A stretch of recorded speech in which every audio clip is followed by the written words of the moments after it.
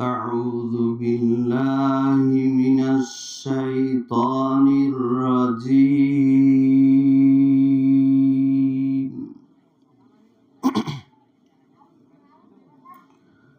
بسم الله الرحمن الرحيم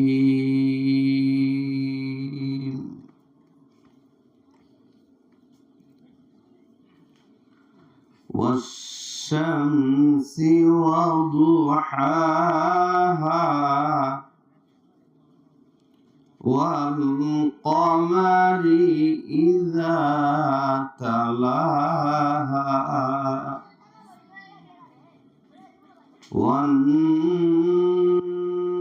والنهار إذا جلاها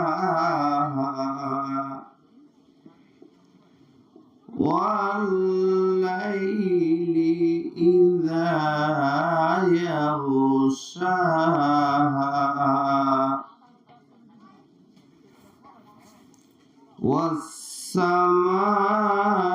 والسماء وما بناها والأرض وما طحاها ونفس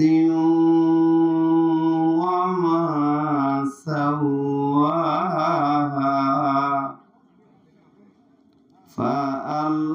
فألهمها فجورها وتقواها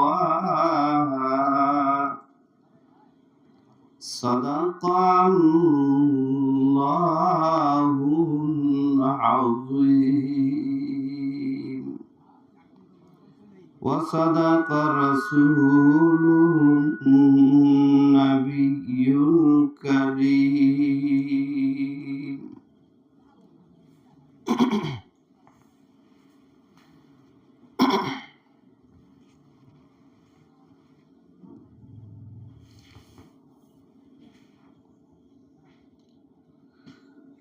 نحمده ونستعينه ونستغفره ونعوذ بالله من شرور أنفسنا من يهده الله فلا مضل له ومن يضلله فلا هادي له ونشهد أن لا إله إلا الله وحده لا شريك له ونشهد أن سيدنا وسندنا وحبيبنا ومولانا محمد صلى الله عليه وعلى آله وأصحابه أجمعين أما بعد أعوذ بالله من الشيطان الرجيم بسم الله الرحمن الرحيم إن الله وملائكته يصلون على النبي يا أيها الذين آمنوا صلوا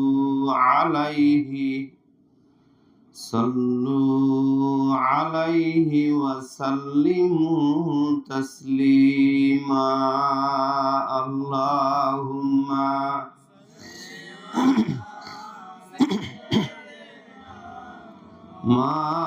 مولانا محمد وعلى آله مولانا محمد Allahumma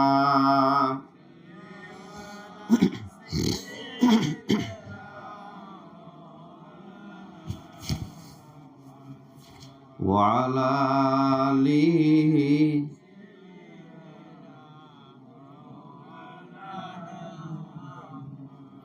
মাফ করে দাও ওগো আল্লাহ,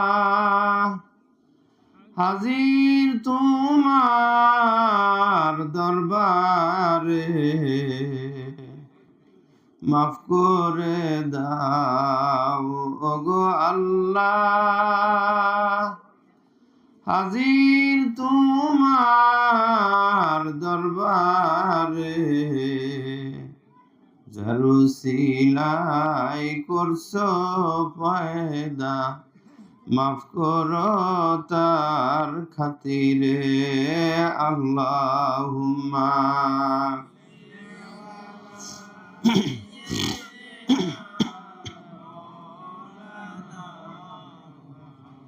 ওয়া আলা আলিহি মাওলানা মুহাম্মাদ আল্লাহুম্মা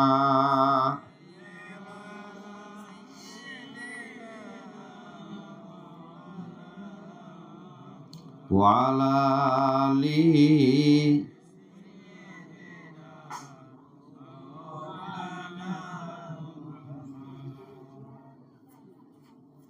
কত দরুদ পড়ি রাসূল, মনের তৃপ্তি মিটে না, কত দরুদ পড়ি রাসূল, মনের তৃপ্তি মিটে না, দেখব তোমায় দুই নয়নে, এই তো মুদের বাসনা আল্লাহুম্মা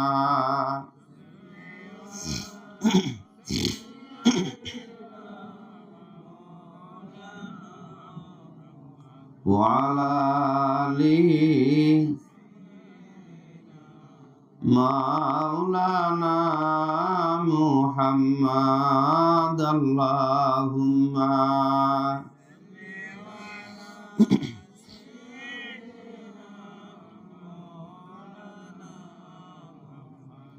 ওয়া আলা আলিহি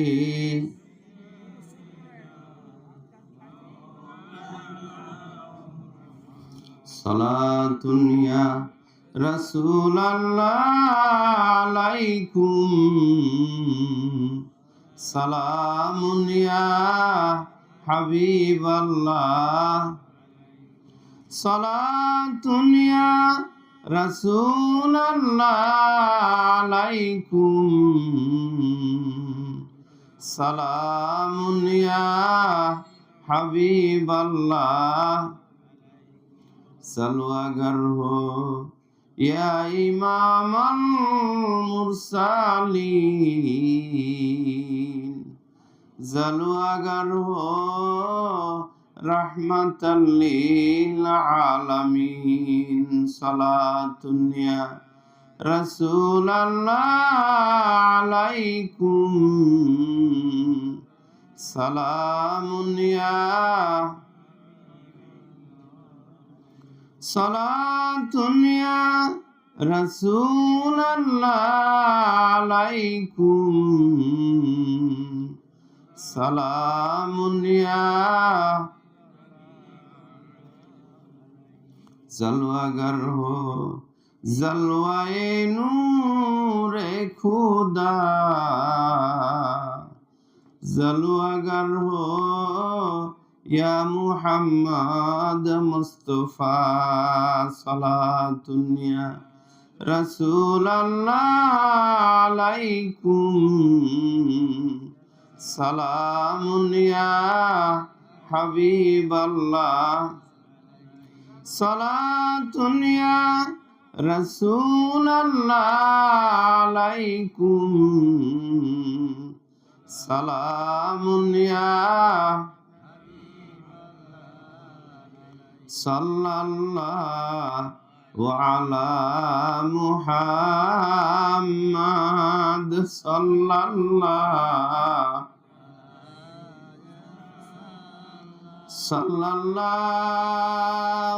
আলা মুহাম্মাদ সাল্লাল্লাহু বালাগাল উলা বিকামালিহি কাশাফাদ দুজা বিজামালিহি হাসনাত জামিউ খিসালিহি সাল্লু আলাইহি ওয়া আলিহি বালাগাল উলা বিকামালিহি কাশাফাদ দুজা বিজামালিহি হাসনাত জামিউ খিসালিহি সাল্লু আলাইহি। है कबर में भी मुस्तफा रो रो की अखब है कांदते थे सुबह सम या उम्मती या उम्मती बलगल उला बि कमालिही कशफद दुजा बिजमालिही हसनत जमीउ खिसालिही सल्लु अलैहि। আলহামদুলিল্লাহ আলহামদুলিল্লাহি আলা জালিক। সমস্ত প্রশংসা, স্তব, স্তুতি, মহিমা, গৌরব, গরিমা সেই আল্লাহ তাআলার জন্য, যিনি আমাদেরকে আশরাফুল মাখলুকাত করে সৃষ্টির শ্রেষ্ঠ করে সম্মানিত করে এই পৃথিবীতে প্রেরণ করেছেন। এই জন্য শুকরিয়া আদায় করি আলহামদুলিল্লাহ। সর্বোৎকৃষ্ট দরুদ ও সালাম প্রিয় নবী আহমদ মুস্তাফা মুহাম্মদ মুস্তাফা সাল্লাল্লাহু আলাইহি ওয়াসাল্লামের প্রতি, সকল আম্বিয়া আলাইহিস সালাতু ওয়াস সালামগণের প্রতি, সকল আসহাবে কেরাম, তাবিঈন, তাবে তাবিঈন, আইম্মায়ে মুজতাহিদিন, সকল উলিয়া আল্লাহ, গাউস, কুতুব, আবদাল, আওতাদ, সকল মুমিন মুমিনাতের উপর বর্ষিত হোক আল্লাহ তাআলার উপর করুন। আলহামদুলিল্লাহ, আল্লাহ তাআলা আমাদেরকে এই শীতের রজনীতে একত্রিত হওয়ার তৌফিক দান করেছেন। এই জন্য আল্লাহ তাআলার দরবারে শুকরিয়া আদায় করি আলহামদুলিল্লাহ। আমার প্রিয় ভাই শুরুতেই তিনি জিকিরের ফজিলত সম্পর্কে আলোচনা করছিলেন। সময় যেহেতু কম, সবাইকে স্বল্প স্বল্প করে আলোচনা করতে হয়।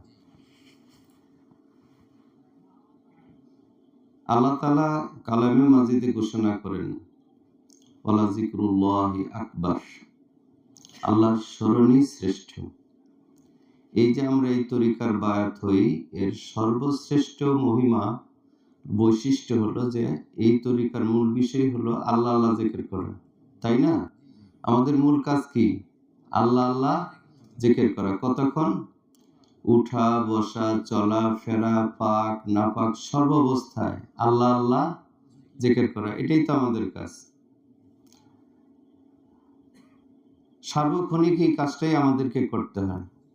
আব্বা হুজুর রাহিমাহুল্লাহ তাআলাকে অনেকে প্রশ্ন করতেন, আব্বা হুজুর সবক আদায়ের পর কি করব? সবক যখন আদায় 25,000 আল্লাহ আল্লাহ জিকির করে হয়, তাসবিহ ধরে, এটা শেষ করার পর কি করব? যে তারপরেও আল্লাহ আল্লাহ, তারপরেও আল্লাহ আল্লাহ, তারপরেও আল্লাহ আল্লাহ করব, তাই না? আমাদের অনেকেই বুঝতো না, এই জন্য আব্বা হুজুর এভাবে বলতেন যে তারপরেও আল্লাহ আল্লাহ বলতে হবে। পাক নাপাক, উজু বেউজু সর্বাবস্থায় এই যে আল্লাহ আল্লাহ জিকির আমরা করি, এর ফজিলত বৈশিষ্ট্যগুলো আমাদের জানা দরকার, তাই না?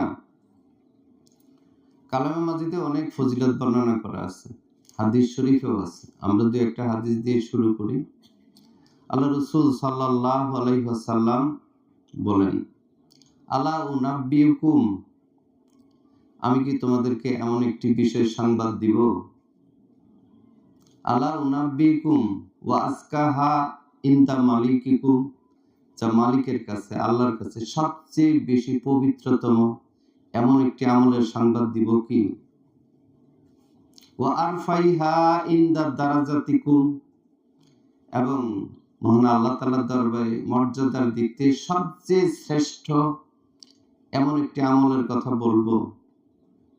ওয়া খায়রুল লাকুম মিন ইনফাকিজ যাহাবি ওয়াল ফিদ্দা, স্বর্ণ এবং রূপা, এটা আমাদের দেশে তো সবচেয়ে দামি জিনিস, তাই না? স্বর্ণ রূপা, মুঠি মুঠি স্বর্ণ দান করা। আপনি সকাল থেকে সন্ধ্যা পর্যন্ত দুই হাতে যে আসবে মুঠি মুঠি স্বর্ণ দান করবেন, দুই হাত দিয়ে শুধু স্বর্ণ বিলি করতে থাকবেন, সকাল থেকে সন্ধ্যা, সন্ধ্যা থেকে সারা রাত কত স্বর্ণ বিলি করতে পারবেন।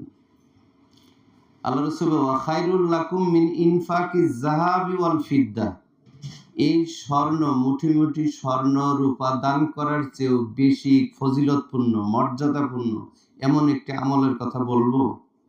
আল্লাহ রাসূল শুধু বৈশিষ্ট্যগুলো বলতেছেন, তাই না? এখনো আমলটা তো বলেন নাই, কি করতে হবে সেটা বলেন নাই। আল্লাহ রাসূল বলছে এমন একটি আমলের কথা আমি তোমাদেরকে বলবো কি, যেটা মহান আল্লাহ তাআলার কাছে সবচেয়ে পবিত্র এবং তোমাদের মর্যাদার ব্যাপারে কাল কিয়ামতের দিন সবচেয়ে উচ্চতম মর্যাদার ব্যাপারে এটা শ্রেষ্ঠ, এবং স্বর্ণ এবং রূপা দান করার চেয়েও শ্রেষ্ঠ। ওয়া ইন তালকাউ আদুয়াকুম ফাতাদরিবু আনাকাহুম ওয়া ইয়াদরিবু আনাকাকুম, অথবা যুদ্ধের শত্রুর মুখোমুখি হওয়া, তোমরা তাদের গর্দান কেটে ফেলতেছো, কাফের মুশরিকরা তোমাদের গর্দানগুলো কেটে কেটে ফেলছে, এর চেয়েও মর্যাদাপূর্ণ একটি আমলের কথা বলবো কি? কতগুলো বৈশিষ্ট্য বললেন। সাহাবারা প্রশ্ন করলেন, অন্য হাদিসে আসছে ওয়ামিনাল গাজী ফি সাবিলিল্লাহ, হে আল্লাহর রাসূল, যারা যুদ্ধ করতে করতে বিজয়ী হয়েছে, যুদ্ধ বিজয়ী হয়েছে, গাজী উপাধি লাভ করেছে, তাদের চেয়েও কি? যে হ্যাঁ, তার চেয়েও শ্রেষ্ঠ। যদিও তারা যুদ্ধ করতে করতে তাদের তরবারি ভেঙে ফেলেছে, নিজেদেরকে দেহ রক্ত রঞ্জিত হয়েছে, তাদের গর্দান বিচ্ছিন্ন হয়েছে, তার চেয়েও মর্যাদাপূর্ণ একটি আমলের কথা বলবো। কালু বালা, সাহাবারা বললেন ইয়া রাসূলুল্লাহ, বলুন। কালা রাসূলুল্লাহ সাল্লাল্লাহু আলাইহি ওয়াসাল্লাম, আল্লাহর রাসূল বলেন, কালা যিকরুল্লাহি তাআলা, সেটা হলো মহান আল্লাহ তাআলার স্মরণ, জিকির। এই কতগুলো বৈশিষ্ট্য বলার পর আল্লাহ রাসূল বলেন কি? যিকরুল্লাহি তাআলা। এটা বুখারী, মুসলিম এবং সিয়াসতের অনেক কিতাবে আছে জিকিরের অধ্যায়। যে তাবলীগে নাসাব, এই কিতাবটার মধ্যে জিকিরের একটা অধ্যায় আছে, ফাজাইলে জিকির, শুরুতেই হাদিসগুলো আসছে। এই যে এত ফজিলতপূর্ণ একটা আমল যেটা আমরা করি, অথচ জানি না যে স্বর্ণ রূপা দান করলে মনে হয় বেশি সওয়াব হবে, না তার চেয়েও বেশি সওয়াব হবে। আল্লাহ রাসূল সাল্লাল্লাহু আলাইহি সাল্লাম এভাবে সাহাবীদেরকে নিয়ে একদিন বসাছিলেন। আল্লাহ রাসূল সাল্লাল্লাহু আলাইহি সাল্লাম বললেন যে আমি কি তোমাদেরকে এমন একটা আমলের কথা বলবো যা নামাজ, রোজা, হজ, যাকাত, জিহাদ করতে করতে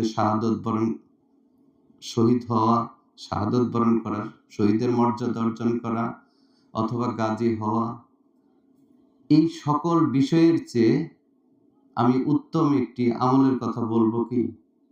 সাহাবারা বললেন ইয়া রাসূলুল্লাহ, বলুন। আল্লাহ রাসূল বলেন সেটা হলো আল্লাহর স্মরণ, আল্লাহর জিকির, আল্লাহর জিকির। এই যে নামাজের চেয়েও শ্রেষ্ঠ, রোজার চেয়েও শ্রেষ্ঠ, হজের চেয়েও শ্রেষ্ঠ, যাকাতের চেয়েও শ্রেষ্ঠ, সে আমলটা কি? আল্লাহ জিকির। সেটাই তো আমরা করি, সেটাই আমরা করে থাকি। তাহলে আমাদের শ্রেষ্ঠত্বটা ওই রকমই। এই জন্য এই তরিকাও শ্রেষ্ঠ একটি তরিকা। এই তরিকার যারা বায়াত হয়, খুব অল্প সময়ের মধ্যেই তাদের কলবে আল্লাহ জিকির জারি হয়ে যায়, কলব নড়াচড়া করে। এটা আমরা বলি না, আল্লাহ তাআলা কালামে মাজিদে ঘোষণা করেছেন, ইদা যুকিরাল্লাহ ওয়াজিলাত কুলুবুহুম, যখন আল্লাহ জিকির করে তাদের কলবগুলো প্রকম্পিত হয়, কাঁপতে থাকে, স্পন্দন হয়, নড়াচড়া করে। এই কথা কে বলে দিয়েছেন? মহান আল্লাহই বলে দিয়েছেন। আল্লাহ যে বলছেন যে কল্ব নড়াচড়া করে, এই কল্ব যদি নড়াচড়া না করে তাহলে বুঝতে হবে কল্বটা কি? মৃত। আর যে কল্বে জেকের হয়, নড়াচড়া করে, তখন ওই কল্বটা কি? জীবিত। আল্লাহ রাসূল সাল্লাল্লাহু আলাইহি ওয়াসাল্লাম বলেন, আল্লাযী ইয়াযকুর রাব্বাহু ওয়াল্লাযী লা ইয়াযকুর মাসালুল হাইয়্যি ওয়াল মাইয়িত।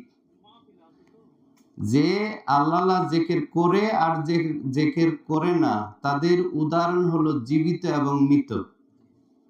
যে আল্লাহর জিকির করে সে জীবিত, আর যে আল্লাহ জিকির করে না সে কি? মৃত। এই যে আল্লাহ রাসূল বললেন মৃত, আমরা তো দেখি সবাই জীবিত, সবাই চলতেছে, ফিরতেছে, খাচ্ছে, যাচ্ছে, হাসতেছে, চলাফেরা করতেছে। এই সকলকে আল্লাহ রাসূল কি বলছেন? যদি কল্ব জীবিত হয়, এগুলো জীবিত, তারা জীবিত। আর যদি কল্ব মৃত হয়, কল্বে যদি আল্লাহর জিকির না হয়, ওই লোকটা কি? মৃত। তো আমরা কি মৃত হয়ে থাকতে চাই? জীবিত হয়ে থাকতে চাই। তো এই যে আল্লাহ রাসূল সাল্লাল্লাহু আলাইহি ওয়াসাল্লাম এবং কালামে মাজিদে এতবার আসছে জিকিরের কথা, সেই কাজগুলোই তো আমাদের এই তরিকার বৈশিষ্ট্য, আমাদেরকে দেওয়া হয়, আমরা এই কাজগুলি করি। এটার যে এত মর্যাদা, এটা আমরা অনেকেই জানি না। এই জন্য এই হাদিসগুলো বারবার আমাদের পাঠ করা উচিত। আল্লাহ রাসূল সাল্লাল্লাহু আলাইহি ওয়াসাল্লাম বলেন, সাবাকাল মুফাররিদুন, এটা সিয়াসেতার হাদিস, বুখারী মুসলিমে এসেছে। সাবাকাল মুফাররিদুন, যারা মুফাররিদ তারা সবার আগে থাকবে কাল কিয়ামতের দিন। কালু, সাহাবারা বলেন, ইয়া রাসূলুল্লাহ, মাল মুফাররিদুন, মুফাররিদ কারা? যারা সবার আগে থাকবে কাল কিয়ামতের দিন। কারা আগে থাকবে? যারা মুফাররিদ।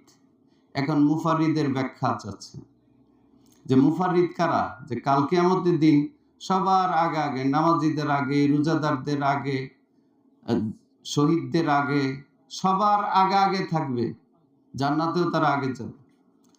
তারা কারা?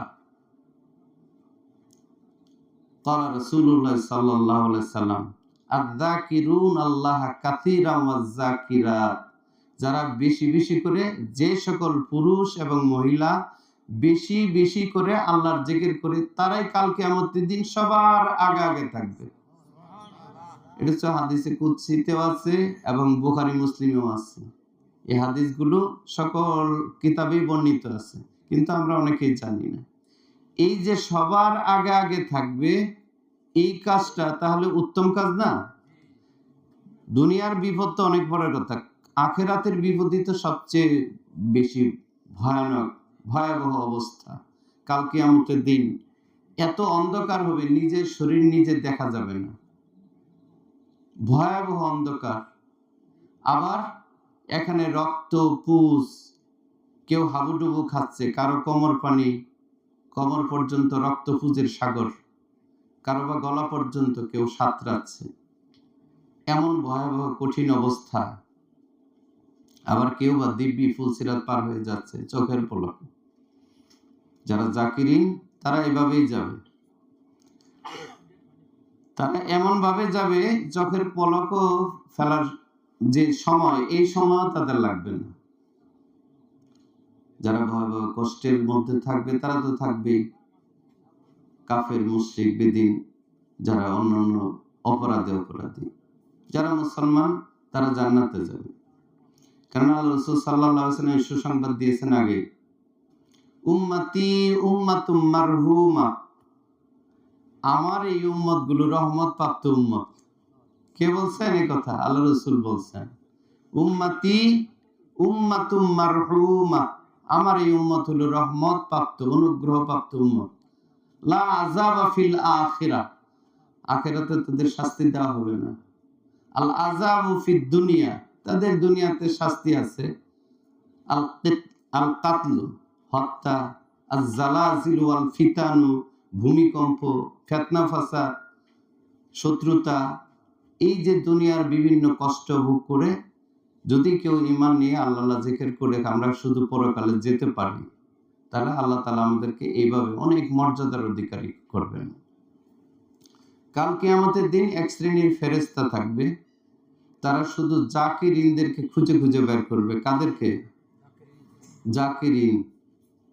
জাকিরিনদের যখন কবর থেকে উত্থিত করা হবে, তাদের জন্য আল্লাহ তাআলা তাদেরকে ডেকে তোলার আগেই তাদের জন্য একটা আসনের ব্যবস্থা করবেন, বাহন।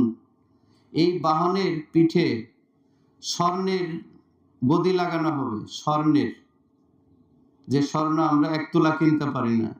সেদিন জাকিরিনদেরকে স্বর্ণের আসনে বসানো হবে, তাকে ডেকে তুলে স্বর্ণের আসনে উপবেশন করা হবে। তারপর সেখান থেকে তাদেরকে জান্নাতের দিকে নিয়ে যাওয়া হবে। এত এত মর্যাদা দেওয়া হবে। জাকিরিনরা কাল কিয়ামতের দিন এই ভয়াবহ অবস্থার মধ্যে আল্লাহর আরশের ছায়ার নিচে ছায়া পাবে, এবং তাদেরকে এত নুরানি চেহারা দেওয়া হবে, তারা কাল কিয়ামতের দিন এই ভয়াবহ অবস্থার মাঝেও আল্লাহ তাআলার সাথে খুশালাপে মশগুল থাকবেন, আলাপচারিতায় মশগুল থাকবেন। নবীগণ এবং সিদ্দিকগণ তারা ঈর্ষান্বিত হবে। কারা কারা? নবীগণ এবং সিদ্দিকগণ ঈর্ষান্বিত হবে যে তারা কারা, যে এই কঠিন অবস্থার মধ্যেও তারা আল্লাহ তাআলার সাথে খুশালাপে মশগুল। শুধু জাকিরিনরা, আর এইভাবে আল্লাহ তাআলা অনেক লোককে আল্লাহ তাআলা কাল কিয়ামতের দিন আরশের নিচে ছায়া দিবেন। যেমন যারা মানুষকে কবর দেওয়ার জন্য, কাফন দাফনের জন্য জানাজায় হাজির হয় এবং কবর পর্যন্ত গিয়ে তাদেরকে দাফন করে, তাদেরকেও এক শ্রেণীর ফেরেশতারা খুঁজে খুঁজে বার করবে, যা আল্লাহর বান্দাদেরকে কবরস্থ করেছে, এই সময় ক্ষেপণ করেছে কারা কারা, তাদেরকে একত্র করে আরশের ছায়ার নিচে জায়গা দান করা হবে এবং তাদেরকে সেখান থেকেই জান্নাতের ব্যবস্থা করা হবে। তো এইভাবে যারা অন্যান্য আমল করেছে তাদেরকে এইভাবেই মর্যাদায়িত করা হবে, সম্মানিত করা হবে।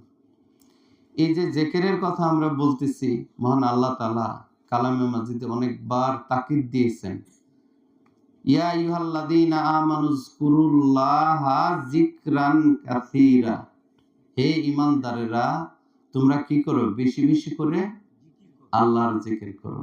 যিকরান কাসীরা, অনেক অনেক জিকির করো। কিন্তু সালাতান কাসীরা, সাওমান কাসীরা, হাজ্জান কাসীরা, যাকাতান কাসীরা এমন আয়াত কালামে মাজিদে নেই। ফজিলত বর্ণনা করার চেয়ে মর্যাদার দিক থেকে নামাজ অনেক ফজিলতপূর্ণ, কিন্তু আল্লাহ বেশি বেশির কথা বলেননি। নামাজ তো আমরা পড়ি ফরজ নির্দিষ্ট সময়ে, হজ নির্দিষ্ট সময়ে হজ করি, নির্দিষ্ট সময়ে আমরা রোজা করি, সারা বছর রোজা করি, নির্দিষ্ট যখন হজের মাস আসে তখন হজ করি, আর যখন রোজার মাস আসে তখন কি করি?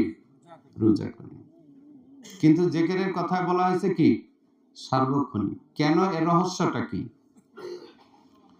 কারণ নামাজের মধ্যে আমরা যখন উযু করে নামাজ পড়তে আসি, তখন তো খাঁটি ভাবে নিয়ত করে আসি, আল্লাহর ওয়াস্তে নামাজ পড়ার জন্য আসি, তাই না?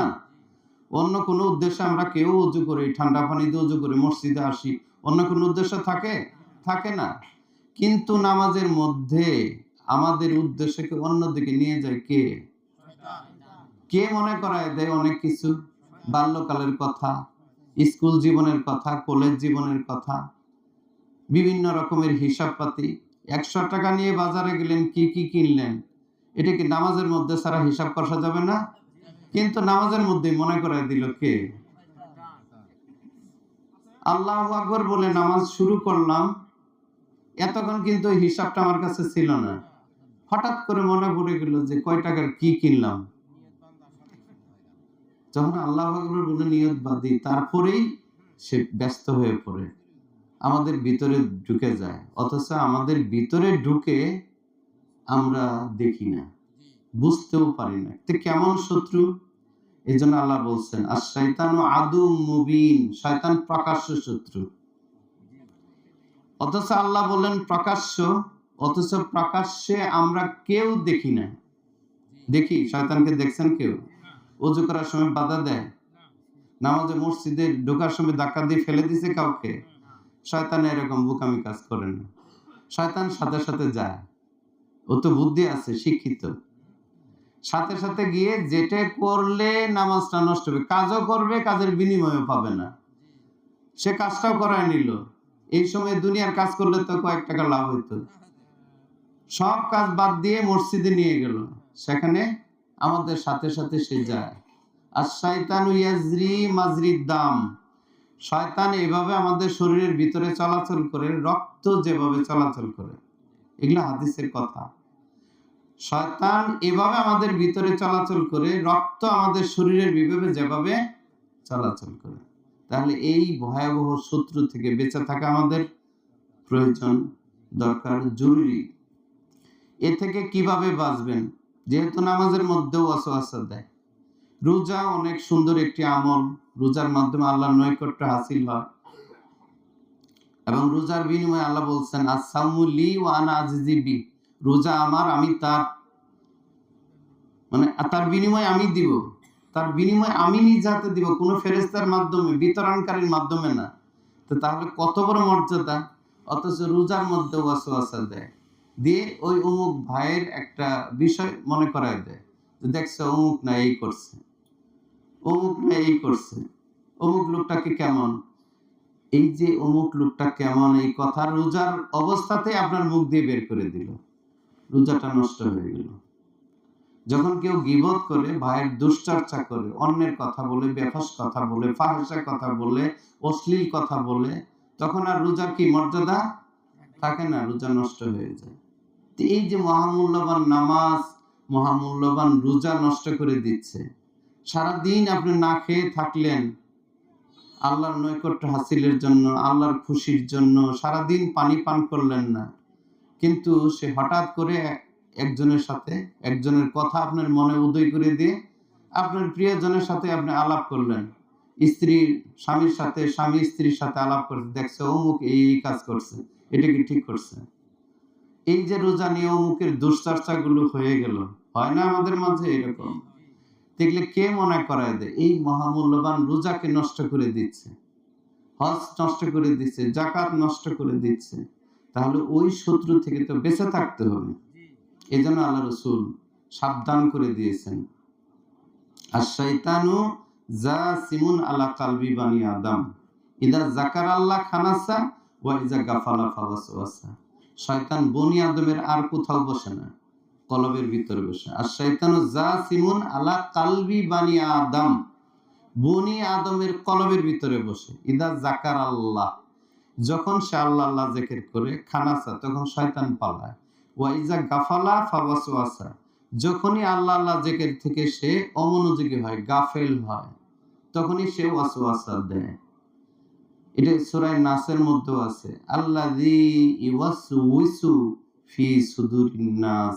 আমরা পড়ি না আত্রা, আল্লাযী যে ইওয়াসউইসু, ওয়াসওয়াসা দেয়, ফি সুদুরিন নাস, মানুষের বক্ষে। এই বক্ষেই থাকে কলব, এই অনেক দামি জিনিস এই বক্ষটা। কলব, রুসের, খুফি, আকফা, 5টি রত্ন নূর আমাদেরকে দেওয়া হয়েছে এখানে। এগুলো প্রজ্বলিত থাকতে হবে, সচেতন থাকতে হবে। যখন আল্লাহ আল্লাহ জিকির করবেন, এই 5টি নূর আপনার ভিতরে প্রজ্বলিত থাকবে। জিকিরের নূর যখন প্রজ্বলিত থাকবে, তখন শয়তান আপনাকে দেখে পালাবে। আর দুনিয়ার এমন কোনো অস্ত্র নাই যেটা নিয়ে আপনি বসে থেকে শয়তানকে তাড়াবেন। রাইফেল বন্দুক নিয়ে বসে থাকলে ও ভয় পাবে? শয়তান এগুলো ভয় পায়? বোমা, এটা তো আমরা অনেক ভয় পাই, একটা মারলে এই এলাকা পুরাটা শেষ হয়ে যাবে। কিন্তু শয়তানকে এগুলো ভয় পায়? আর মারবেন কোথায়? তারা তো দেখাও যায় না, দেখতেই তো পান না, তো মারবেন কিভাবে?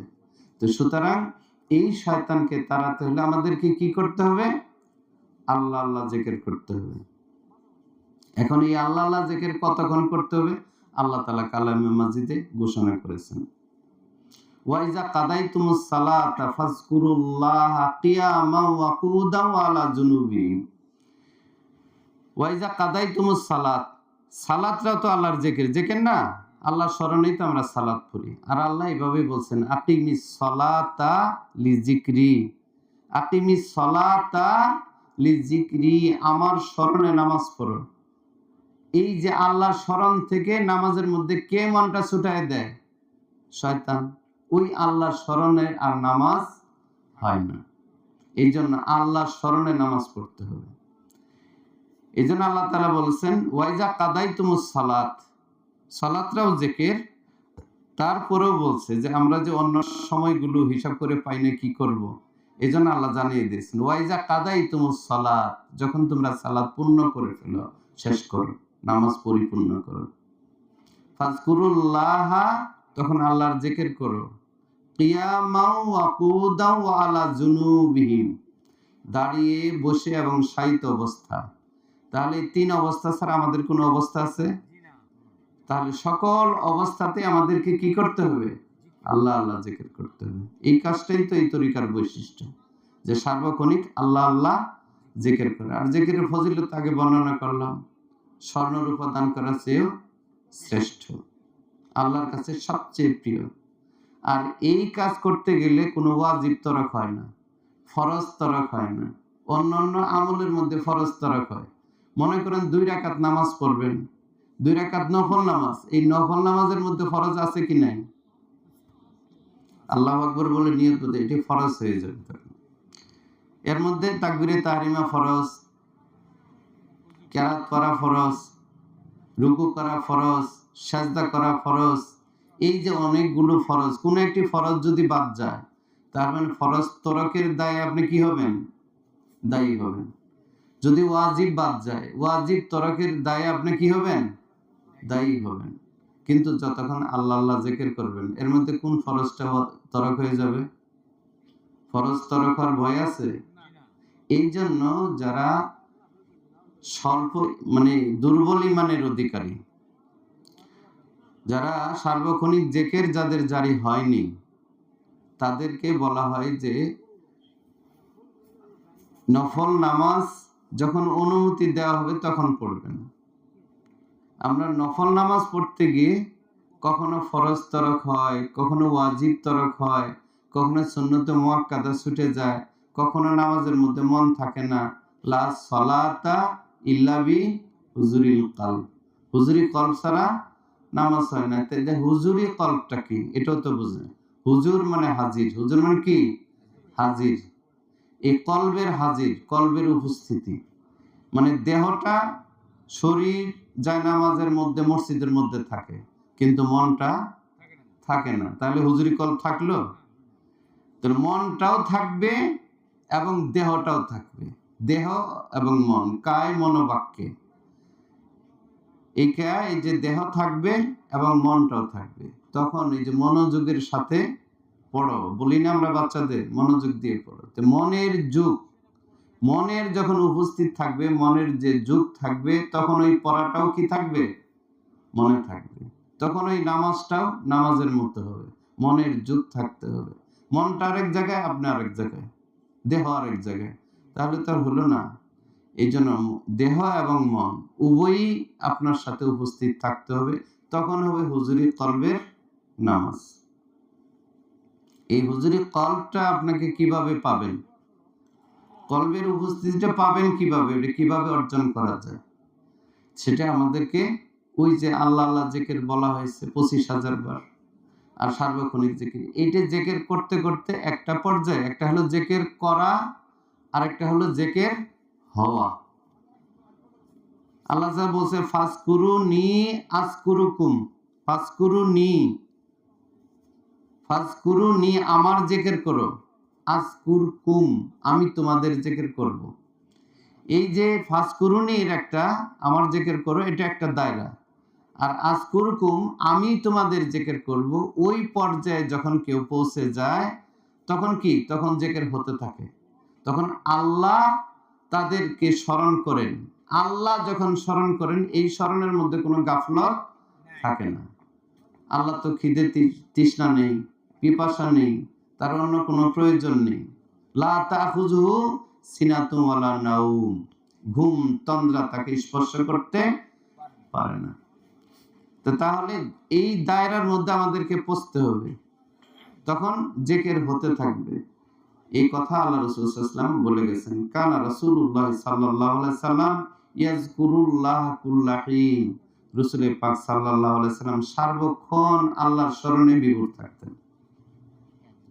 তো এই যে উনি যেহেতু বিভোর থাকতেন, তাহলে কি আমাদেরও জিকিরের মধ্যে বিভোর থাকা উচিত সার্বক্ষণিক। আমরা যখন পথ চলবো, একজন রিকশা চালক রিকশা চালাবে, একজন ড্রাইভার গাড়ি চালাবে, একজন কৃষক ক্ষেত নিরাবে বা ধান কাটবে, ওই সময় যদি মনে মনে আল্লাহ আল্লাহ জিকির করে, দোকানদার দোকানদারি করবে, মনে মনে আল্লাহ আল্লাহ জিকির করবে, চলবে না?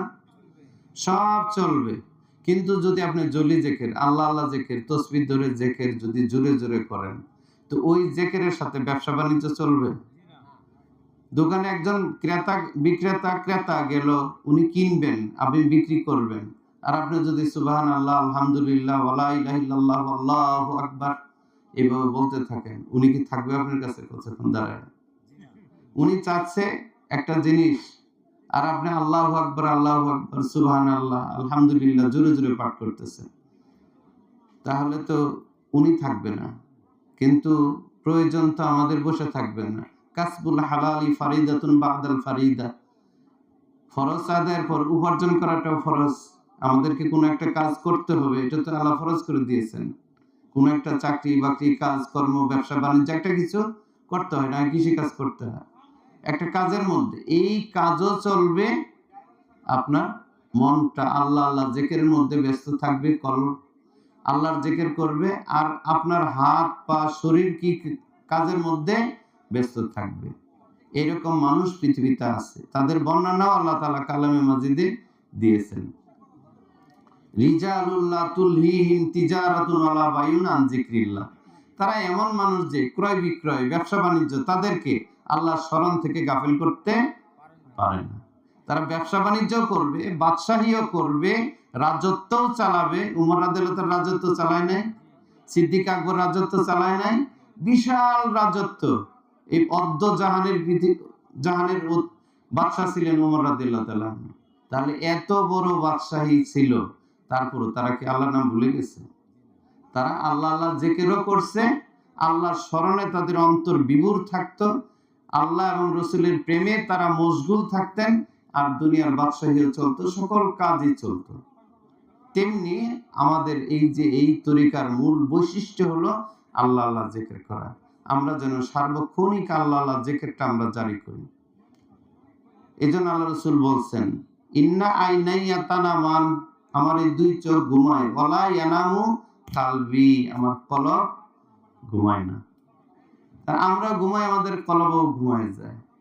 কিন্তু যখন আপনি আল্লাহ আল্লাহ জিকিরটা জারি করে ফেলবেন, যখন জিকিরটা জারি হবে, কলবে জিকির হতে থাকবে, তখন আপনি ঘুমিয়ে থাকবেন, কলব জিকির করতে থাকবে। এই কথা তো আল্লাহ রাসূল বলেই গেছেন, ইন্না আইনানি তানামান ওয়ালা ইয়ানামু কালবি, আমার এই দুই চোখ ঘুমায়, আমার কলব ঘুমায় না। এখন আমরা জিকিরের ফজিলত গুলো পড়লাম, জিকিরটা কিভাবে করব, একটা বিষয় আছে না, কিভাবে করব জিকির, সেটাও আল্লাহ তাআলা কালামে মাজিদে জানিয়ে দিয়েছেন। ওয়াজকুর রাব্বাকা ফি নাফসিকা, ওয়াজকুর স্মরণ করো, রাব্বাকা তোমার রবকে, ফি নাফসিকা তোমার নফসে, তোমার আত্মায়, তোমার সত্তায়, দুনাল জাহরি মিনাল কাউল কথার প্রকাশ ব্যতি রেখে, বিল গুদুবি ওয়াল আসাল সকাল সন্ধ্যা, ওয়ালা তাকুম মিনাল গাফিলিন তুমি গাফিলদের অমনোযোগীদের অন্তর্ভুক্ত হও না। তাহলে এই যে গাফেলদের অন্তর্ভুক্ত হওয়া যাবে না, আল্লাহ আল্লাহ জিকির করতে হবে সার্বক্ষণিক ভাবে। কোথায়? আল্লাহ বলছে জিহ্বা দ্বারা, ওয়াজকুর রাব্বাকা ফি নাফসিকা, তোমার নফসের দ্বারা, তোমার আত্মার দ্বারা, তোমার সত্তার দ্বারা, তোমার অন্তর দ্বারা তুমি কি করো? আল্লাহকে ডাকো। এখানে লিসানিকা জিহ্বা দ্বারা ডাকো এই কথা বলেনি, কারণ জিহ্বা দ্বারা সার্বক্ষণিক ডাকা সম্ভব নয়। আপনি খাইতে হয়, আপনাকে পান করতে হয়, তাই না? ওযু আছে, ঘুম আছে, কাজ আছে, সকল কাজের মধ্যে অঙ্গ প্রত্যঙ্গ ব্যস্ত থাকে। তো তাহলে আমাদেরকে ওইভাবেই আল্লাহ আল্লাহ জিকির, অন্তরে আল্লাহর জিকির জারি থাকবে, আর বাহ্যিকভাবে আমাদের শরীর অঙ্গ প্রত্যঙ্গ বিভিন্ন কাজে ব্যস্ত থাকবে। এই জন্য বুঝ গ্রহণ করতে হয়, সেটাও অন্তর দ্বারা, কলব দ্বারা। বুঝ কিভাবে গ্রহণ করতে হয়? ব্রেন দ্বারা না, আল্লাহ বলছেন কলব দ্বারা। ওয়ালাকাদ জারানা লিজাহান্নামা কাসীরাম মিনাল জিন্নি ওয়াল ইনস লাহুম কুলুবুন লা ইয়াফকাহুনা বিহা ওয়া লাহুম আয়ুনুন লা ইবসিরুনা বিহা ওয়া লাহুম আযানুন লা ইয়াসমাউনা বিহা উলাইকা কাল আনআম বাল হুম আদাল। কলব দ্বারা বুঝ গ্রহণ করতে হবে। আর আল্লাহ বলছেন ওয়ালাহুম আয়ুনুন লা ইউবসিরুনা বিহা। যারা সবকের বিষয়ে কথা বলবেন, সবক পাল্টানো যারা মনে করেন, তারা হুজুর ভিতরে আছে, আপনারা ভিতরে যেয়ে সবক পাল্টায় নেবেন। সবাই একসাথে না, একজন একজন করে যাবেন, দুই একজন করে যাবেন। বাইরে যারা আছেন তারাও শুনে রাখুন, হুজুর ভিতরে আছেন, সবক পাল্টাচ্ছেন, সবক পাল্টায় নেবেন। তাহলে বুঝ গ্রহণ করতে হবে কি দ্বারা? কলব দ্বারা। কিন্তু এখানে আল্লাহ তাআলা আরো বলছেন লাহুম কুলুবুন লা ইয়াফকাহুনা বিহা ওয়া লাহুম আয়ুনুন লা ইউবসিরুনা বিহা। তাদের চোখ দিয়েছি, চোখ দ্বারা দেখে না, তাদের কান দিয়েছি, কান দ্বারা শুনে না। কিন্তু আল্লাহ তাআলা এখানে এই চিন্তা করেন কথাটা, এই চোখ দ্বারা তো আমরা সবাই দেখি না? চোখ দ্বারা দেখি না আমরা? কথা বলেন না কেন? আমরা এই চোখ দ্বারা দেখি তো? কে কে দেখেন? তাহলে কথা বলেন না কেন? যেই চোখ দ্বারা দেখি, কিন্তু আল্লাহ বলেছে আমি চোখ দিয়েছি, চোখ দ্বারা দেখে না। আল্লাহ কেন বললেন চোখ দিয়েছি, চোখ দ্বারা দেখে না? কান দিয়েছি, কান দ্বারা শুনে না? এখন আল্লাহ এই কথা কেন বললেন? তাহলে এই চোখ দিয়ে হিন্দু, কাফের, মুশরিক, বেদিন, নারী, পুরুষ, শিক্ষিত, অশিক্ষিত সবাই তো চোখ দ্বারা দেখে। এই কান দ্বারা সবাই শুনি আমরা, তাই না? ওই কানের কথা, ওই চোখের কথা অন্য আয়াতে আল্লাহ তাআলা বলে দিয়েছেন লা তা'মাল আবসার ওয়ালাকিন তা'মাল কুলুব আল্লাতী ফিস সুদূর। লা তা'মাল আবসার, এই চোখ অন্ধ না, ওয়ালাকিন কিন্তু তা'মাল কুলুব, তোমাদের কলবের যে চোখ সেটা কি হয়ে গেছে? অন্ধ হয়ে গেছে। তো কলবের চোখটা খুলে নিতে হবে না? এটা কি বাজারে কিনতে পাওয়া যাবে? এখানে ঢাকা মেডিকেলে লাগাই দিবে কলবের চোখটা? এটা জাকিরিনদের কাছে যেতে হবে, যারা কলবে ইলমধারী তাদের কাছে যেতে হবে। তাদের কাছে গেলে তারা তাদের সোহবতে থাকতে হবে, তাদের সঙ্গতা অবলম্বন করতে হবে। সঙ্গতা যখন অবলম্বন করবেন, তাদের সঙ্গী যখন হবেন, তখন এক ধরনের নূর, এক ধরনের জ্ঞান আপনি উপলব্ধি করতে পারবেন। সোহবতের যে মর্যাদা, এটা শ্রেষ্ঠ একটা মর্যাদা।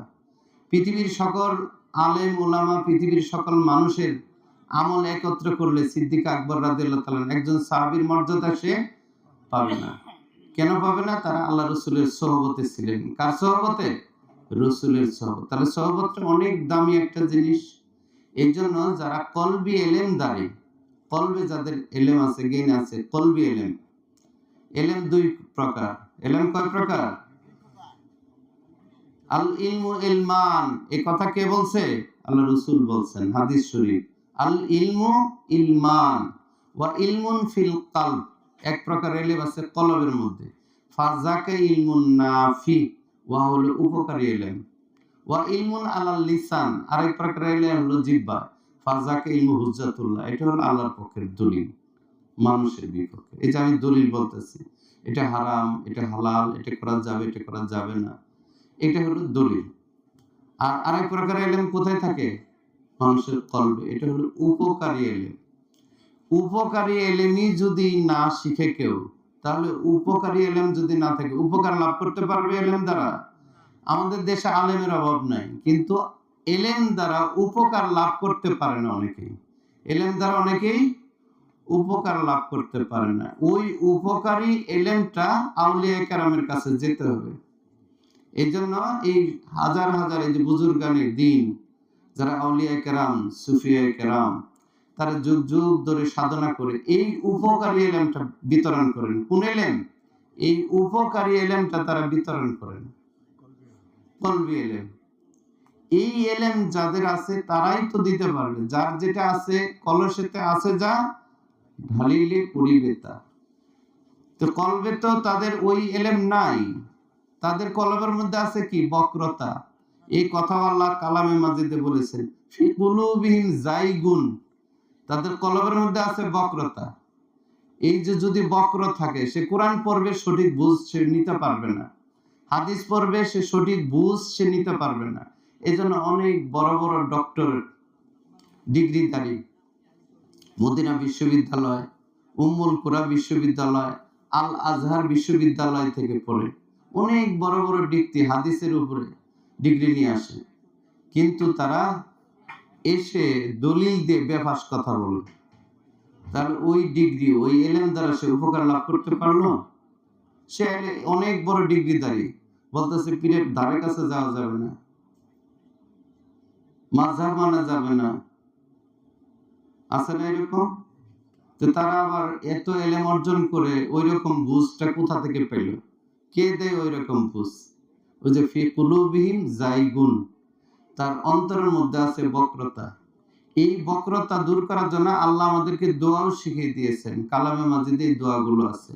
রব্বানা লা তুজিগ কুলুবানা বা'দা ইয হাদাইতানা ওয়া হাব লানা মিন লাদুনকা রাহমা। দোয়া করি না আমরা? লা তুজিগ কুলুবানা বা'দা ইয হাদাইতানা। হেদায়েত দানের পর আল্লাহ আমাদের কলবগুলোকে বক্র করে দিও না। তাহলে কলব কি হয়? বাঁকা হয়। কলব কি হয়? বাঁকা হয়। আবার কলবের মধ্যে কি? ঝংকার পড়ে। কাল্লা বাল রানা আলা কুলুবিহিম মা কানু ইয়াকসিবুন। তোমরা যে সকল কৃতকর্ম করো, কাজকর্ম করো, এই তোমাদের কৃতকর্মের কারণে তোমাদের কলবের ভিতরে ঝংকার পড়ে যায়। কোথায় ঝংকার পড়ে? ময়লা পড়ে কোথায়? কলবের ভিতরে। তো কলবের মধ্যে যদি ময়লা পড়ে, ঝংকার পড়ে, এটা কি সাবান দিয়ে পরিষ্কার করবেন? কি দিয়ে? সাবান সুটা দিয়ে হবে পরিষ্কার? ওই রেত দিয়ে ঘষলে হবে? রেত আপনি ঢুকাবেন কেমনে? শিরিষ কিভাবে ঢুকাবেন ওখানে? ওটা তো ভিতরে। কলবের মধ্যে ঝংকার পড়ে গেছে। তো ওটা, এই ওষুধ আল্লাহ রাসূল দিয়ে গেছেন। কে দিয়ে গেছেন? আল্লাহ রাসূল দিয়ে গেছেন। যেহেতু রোগ আছে, ওষুধও আছে।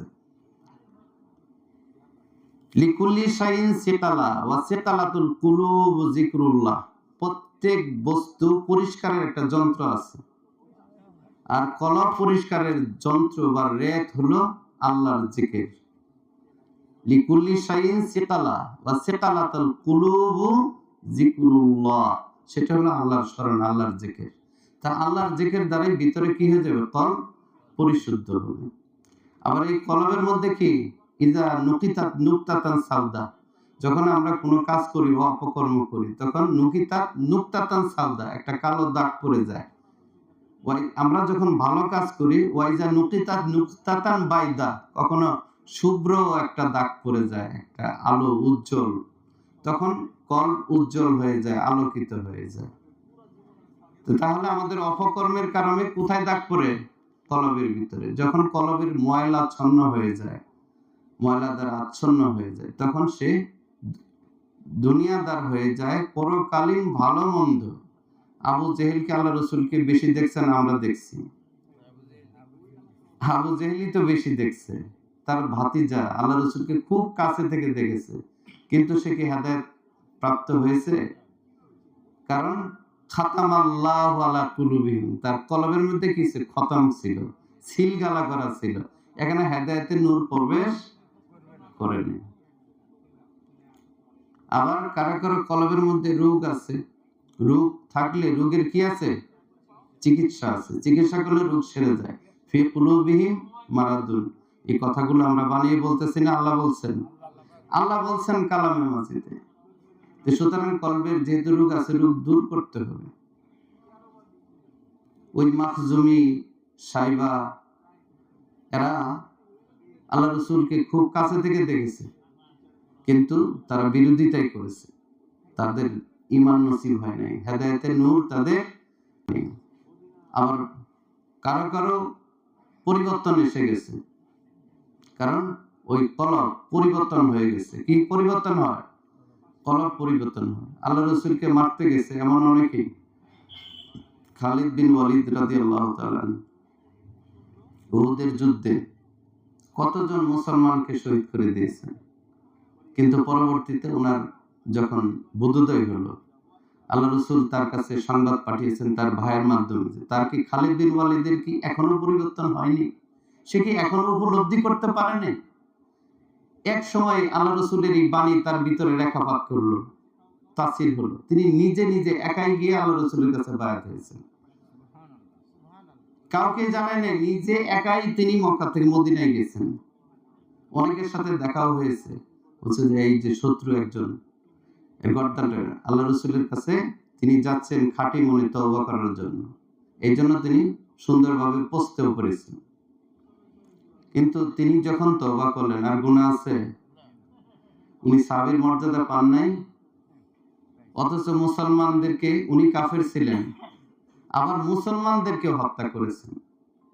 ওই যুদ্ধে হিন্দা রাদিয়াল্লাহু তাআলা আনহা বলি এখন, উনি আবু সুফিয়ানের স্ত্রী হিন্দা আল্লাহ রসুলের চাচার কলিজা চিবিয়ে চিবিয়ে আনন্দ করছে। আল্লাহ রসুলের চাচার কলিজা ছিঁড়ে সে গলার মালা বানাইছে। তো কত কঠিন কাজগুলো করছে। কিন্তু এই হিন্দা যখন মক্কা বিজয়ের সময় ইসলাম গ্রহণ করলেন, বায়াত হলেন, আল্লাহ রসুলের কাছে তিনি বায়াত হয়েছেন। তার বায়াত হওয়ার সময় আল্লাহ রসুল হেসেছিলেন, ঘটনা আছে। সব মহিলা একসাথে বায়াত হয়েছেন, তখন পানির ভিতরে আঙ্গুল ঢুকাই দিয়ে আল্লাহ রসুল বলতেন আর তারা শপথ বাক্যগুলো পাঠ করতেন। তো যখন আল্লাহ রসুল বললেন যে আমরা বেবিচার করব না, ঠিক আছে, যখন বলল চুরি করব না, তখন বেবিচার করব না, তখনও যে প্রশ্ন করছে কোন মুসলিম নারী কি, কোন সাধবী নারী কি বেবিচার করতে পারে, তার এটা প্রশ্ন ছিল। যখন বলেছে চুরি করবে না, আঙ্গুল তুলে ফেলছে যে আমি তো কখনো কখনো আবু সুফিয়ানের পকেট থেকে টাকা চুরি করি, সে তো সংসারের সব টাকা দেয় না, সংসারের খরচের সব টাকা সে দেয় না, তার পকেট থেকে চুরি করতে হয়। আল্লাহ রসুল এই কথা শুনে, তার তো শাশুড়ি, আল্লাহ রসুলের শাশুড়ি না, আবু সুফিয়ানের এক মেয়েকে আল্লাহ রসুল হাবিবাকে বিবাহ করেছেন। তো শাশুড়ি যখন শ্বশুরের নামে এই নালিশ করলো, সে তো সংসারের সব খরচ দেয় না, অথচ এত বড় একজন নেতা, কুরাইশদের নেতা, নেতার স্ত্রী আবার অভিযোগ দিচ্ছে সে কৃপণ, সংসারের সব টাকা পয়সা দেয় না। আল্লাহ রসুল সাল্লাল্লাহু আলাইহি ওয়াসাল্লাম তার এই কথা শুনে জিজ্ঞাসা করলেন যে তিনি হিন্দা। যখন আবু বকর উমর রাদিয়াল্লাহু তাআলা এই কথা শুনলেন, তখন তিনি পাথরের মধ্যে গড়াগড়ি করলেন হেসে, যে এত বড় নেতার স্ত্রী অভিযোগ দিচ্ছে তার স্বামী তাকে টাকা পয়সা ঠিক মতো দেয় না, সে তার পকেট থেকে চুরি করে নিতে হয়। তখন আল্লাহ রসুল বলেন যে ঠিক আছে, আপনার সংসার প্রয়োজনে টাকা তার পকেট থেকে নিতে পারবেন। অথচ যারা তওবা করলেন, আল্লাহ তাআলা তাদেরকে ক্ষমা করেননি। তারা কত গুনাহ করছে, কাফের ছিল, মুশরিক ছিল, মূর্তি পূজারী ছিল, আবার সাহাবীদেরকে হত্যা করেছে, শহীদ করে দিয়েছে। আল্লাহ রসুলের চাচার কলিজা ছিঁড়ে চিবিয়ে তারা আনন্দ করেছে। অথচ তারা যখন আল্লাহ রসুলের কাছে বায়াত হলেন মক্কা বিজয়ের দিন, তখন তাদেরকে আর গুনাহ আছে? তারা জান্নাতি। তারা কি জান্নাতি, যে আল্লাহ রসুলের সোহবত পেয়েছেন ঈমানের সাথে। এটা আল্লাহ রসুল বলছেন, লা তামাসসুন নারু মুসলিমা, ওই সমস্ত মুসলমানদেরকে আগুন, দুজকের আগুন স্পর্শ করবে না। মান রাআনি ওমান রাআ মান রাআনি, যারা আমাকে ঈমানের সাথে দেখেছে এবং যারা আমাকে দেখেছে তাদেরকেও, যারা দেখেছে তাদেরকেও দুজকের আগুন স্পর্শ করবে না। সাহাবীদের মর্যাদা কত বেশি, এত বড় মর্যাদা তারা কিসের জন্য পেলেন? সোহবতের কারণে। এই জন্য আউলিয়া কেরামের সোহবতে থাকতে হয়, তাদের সান্নিধ্যে থাকতে হয়, তাদের কাছে থাকতে হয়। কিছু বলছিলেন আপনাকে? আমার সময় হতে শেষ হয়ে গেছে আর কি। এখন এই যে সোহবতের যে বিষয়টা, এই জন্য আউলিয়া কেরাম যুগ যুগ ধরে সাধনা করেছেন। আজকে আমাদের হুজুর অনেক দূর থেকে কষ্ট করে এসেছেন, ওনার সোহবতে আপনারা এসেছেন, ধন্যবাদ। বায়াত হয়ে কাজটা শুরু করেন, আল্লাহ জিকিরটা শুরু করেন। তওবা এমন একটি আমল, জীবনের সকল গুনাহ খাতা মাফ করে দেয়। তারা কুফরি করেছে, শিরকি করেছে, মূর্তি পূজা করেছে, আবার মুসলমানদেরকে হত্যা করেছে, তারপরেও তারা তওবা করার পর তাদের জীবনের কি সকল গুনাহ আল্লাহ মাফ করে দিয়েছেন। ইবাদদিলু সাইয়্যাতিম হাসানাত, বাদদালা ইবাদদিলু, যে উনি ভালো জানেন, পরিবর্তন হয়ে গেছে, বদল করে দিয়েছেন, তাদের গুনাহগুলোকে আল্লাহ নেকিতে পরিণত করে দিয়েছেন। তওবা এমন একটি আমল। আমি আশা করব শেষ সময় হলো, আপনারা যারা এই অঞ্চলে আছেন, মাইকের আওয়াজ যারা শুনতেছেন, তারা আসুন, এসে তওবা করে আউলিয়া কেরামের সোহবতে থাকুন, থাকলে আপনার হৃদয় নুরান্বিত হয়ে যাবে, আলোকিত হয়ে যাবে। আপনি একটি আলোকিত জীবনের সন্ধান পাবেন। আপনার কলবে আল্লাহর জিকির জারি হবে। এর চেয়ে ভালো উত্তম কথা কাজ আর কি হতে পারে? যে আপনার অন্তরে আপনার কলব জারি হবে, কলবে আল্লাহ আল্লাহ জিকির হবে। এটা কারো সান্নিধ্যে যেতে হয়, সোহবতে যেতে হয়। এই জন্য সোহবতের মর্যাদা অনেক বেশি। সঙ্গীর গুণ পশে আছে মম মাঝে গো, নইলে কাদায় সুবাস কি এত পাইতে, তুচ্ছ কর্দম আমি ফুল সহ সিনু এক ঠাইতে। এই জন্য কবি এখানে শেখ সাদি বলেছেন যে বন্ধু বন্ধুর যখন চলে যায় কাদা দিয়ে ঢিল দেয়, ওই কাদা নিয়ে সে সুবাস পায়, তখন সে বলে যে তুচ্ছ কস্তুরী কেবা তুমি, তুমি কি মেঘনাবি বা কস্তুরী, তোমার থেকে কাদা থেকে সুবাস আসতেছে। বলছে না তুচ্ছ কর্দম আমি তুচ্ছ কাদা, কিন্তু ফুল সহ সিনু এক ঠাইতে, আমি ফুলের গাছের নিচে থাকি, ফুলগুলো ঝরে ঝরে আমার উপরে পড়ে, ফুলের সুবাস গুলো আমি চুষে চুষে নেই। এর জন্য আমি সুবাসিত হয়েছি। আমি কি হয়েছি? সুবাসিত হয়েছি। এর জন্য হুজুর এখানে এসেছেন, এই ফুলের সুবাস আপনারা নেবেন, আমি আশা করি নিয়ে আপনারাও সুবাসিত হবেন, আলোকিত জীবনের সন্ধান পাবেন। সবার কাছে দোয়া চেয়ে আলোচনা শেষ করছি। আসসালামু আলাইকুম ওয়া রাহমাতুল্লাহি ওয়া বারাকাতুহু। আমার পর কথা বলবেন আমাদের নাজিমউদ্দিন ভাই। উনি তো আপনাদেরই অঞ্চলেরই মানুষ, উনি একজন আলোকিত মানুষ, তাফসিরে মাঝারির অনুবাদক, বিশিষ্ট ইসলামী চিন্তাবিদ, এবং উনি একটি মাদ্রাসায় এখনো চাকরি আছে, এখন অবসরপ্রাপ্ত। যাই হোক, আপনি ওনাকে ভালোভাবে চেনেন, উনি আব্বা হুজুরের বিশিষ্ট খলিফা। ওনার কথাগুলো এইভাবে মনোযোগ দিয়ে শুনবেন, এবং শোনা এবং মানা এই দুটো কথা একসাথে হতে হবে। শুধু শুনলাম মানলাম না, তাহলে কোনো লাভ হবে না। শুনতে হবে, মানতে হবে। এই অনুরোধ রেখেই আমার বক্তব্য শেষ করছি। আসসালামু আলাইকুম ওয়া রাহমাতুল্লাহি ওয়া বারাকাতুহু।